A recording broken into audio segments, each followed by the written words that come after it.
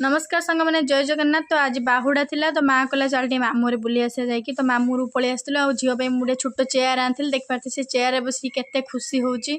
आउे आमर ये छतु पलि आसला मु कहली मु आज रांधीम बोली मो माई कहली सेठू से कहला हौ तू रांध ताले आ देखिपारे बहुत सुंदर भी स्मेल आसला भल भी रांधि। तापर रांधि रुंधि सारापर सब खाई देइथिलु। खाई सारा पर आम टे गपसप होइथिलु बसिकी। तापर सकाळ आम बाहर पड़थिलु घर जावाई। तो घर जावाई अनेला बेलू आम रास्त जाकि देखला बेलू गोटे जिनस भूली जाइए सेटा हूँ मो हेलमेट। तो हेलमेट भूली जाइए कौन कर पुओ को पुणी पठेली जा हेलमेट नहीं आसबू मामूर पूरा से 1 किलोमीटर दूर था।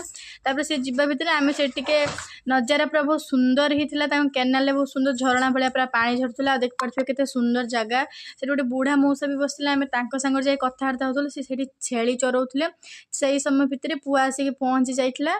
तो तापर मु हेलमेट पिंधिकी घर को आसली। जदि वीडियो भल लगी लाइक शेयर सब्सक्राइब निश्चय करेंगे। रही जय जगन्नाथ।